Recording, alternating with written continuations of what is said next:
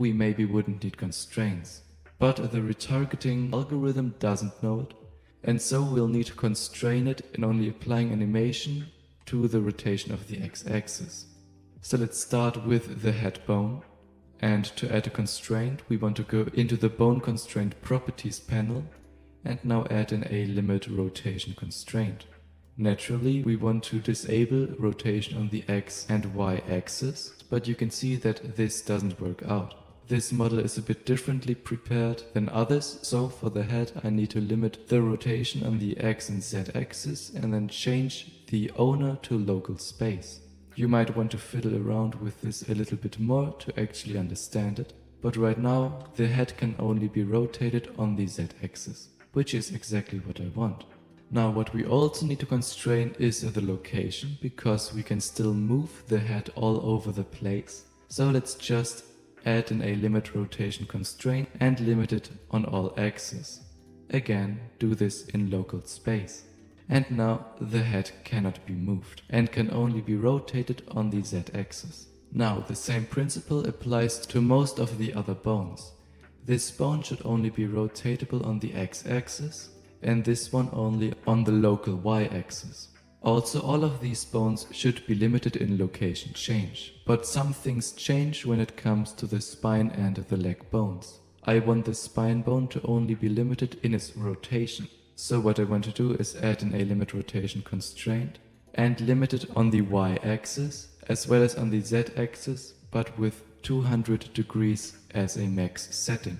This will allow us to still rotate it on the z-axis as well as rotate it 200 degrees on the x-axis. Now we need to worry about the leg bones, because these aren't parented anymore to the spine bone. I did this because again, if I would go ahead and parent these bones, they would rotate with the spine bone, just like this. But this isn't what I want. So let's clear the parent and add the necessary constraints. This is first going to be a limit rotation constraint, limiting it fully on the y and z axis, and on the x axis limiting it so it cannot rotate inside of the body.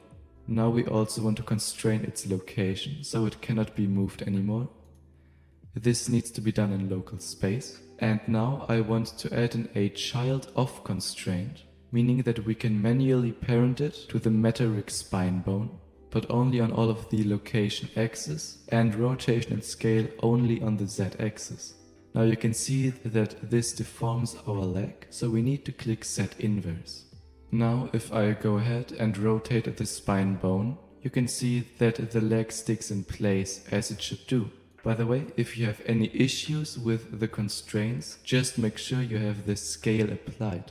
Okay, so this is the rig I ended up with. You can see that I only limited rotation and location on these other bones, and everything works as expected. Great, so now we can actually use Mixamo to retarget an animation to the character. So with Mixamo open, let's pick a simple animation. For example, let's go with this animation. What we want to do is go to download, choose FBX and without skin. And now let's download the animation. In Blender we need to go to File, Import, FBX and import the Mixamo animation. You can see that the bones might be rotated a little bit weird. As you can see, in my case they are rotated outside. But this is okay, it will still work. For now we can just leave it as it is. And with the Rococo add-on installed, let's select the Mixamo armature as the source and the metric as the target. We now need to build a bone list, which will show us which bones the add-on thinks are the same. If there are any bones in your rig that aren't named accordingly, make sure you just go into edit mode, press F12 and rename them. For example, I renamed the head bone to head, and then press on rebuild bone list.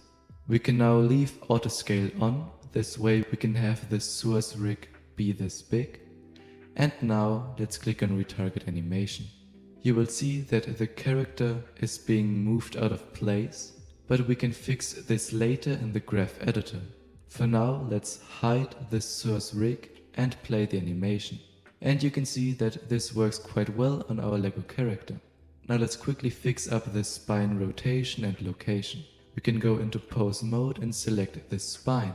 In another window, let's open the graph editor and check the different locations. We can use Alt and A to deselect everything and then double click on, for example, the Y location to move it. You can see that because of the specialty of this character, the Y location actually controls the Z location. So with G and Y, we can move this down to the point where our character stands on the ground. Now we also want to adjust the rotation of this spine, and the one we need is the X rotation. So let's again select it, and with G and Y, move it down until we like it. Great, and just like this, we have retargeted an animation to a self-made rig.